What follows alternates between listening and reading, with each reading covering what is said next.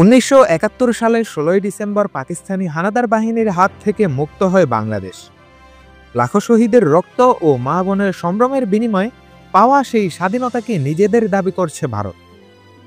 আজ সোমবার বাংলাদেশের বিজয় দিবসের দিনকে ভারতের ঐতিহাসিক বিজয় উল্লেখ করে সামাজিক যোগাযোগ মাধ্যম ফেসবুকে একটি পোস্ট দিয়েছেন দেশটির প্রধানমন্ত্রী নরেন্দ্র মোদী। বিজয় দিবসে বাংলাদেশকে শুভেচ্ছা জানানোর বদলে পাকিস্তানের বিপক্ষে ভারতীয় সেনাদের অবদানের কথা স্বীকার করে তাদের প্রতি শ্রদ্ধা জানিয়েছেন মোদী। কিন্তু পোস্টে একটি বারের জন্য বাংলাদেশ প্রসঙ্গ টানেননি তিনি। পোস্টে মোদী লিখেছেন, আজ বিজয় দিবস।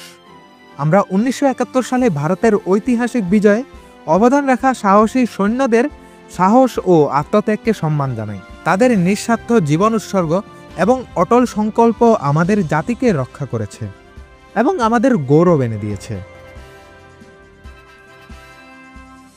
মোদী আরও লিখেছেন, এই দিনটি তাদের অসাধারণ বীরত্ব এবং তাদের অদম্য চেতনার প্রতি শ্রদ্ধাঞ্জলি জানাই। তাদের আত্মত্যাগ চিরকাল প্রজন্মকে অনুপ্রাণিত করবে এবং আমাদের জাতির ইতিহাসে গভীরভাবে গেঁথে থাকবে। মোদীর এমন পোস্টের পর বাংলাদেশের জনমনে দেখা দিয়েছে ব্যাপক ক্ষোভ। পাকিস্তানের বিপক্ষে বাংলাদেশের এই বিজয়কে ভারত নিজেদের বলে দাবি করায় এ নিয়ে তীব্র প্রতিবাদ জানিয়েছেন বৈষম্য বিরোধী আন্দোলনের অন্যতম সমন্বয়ক হাসনাত আবদুল্লাহ সহ আরও অনেকে।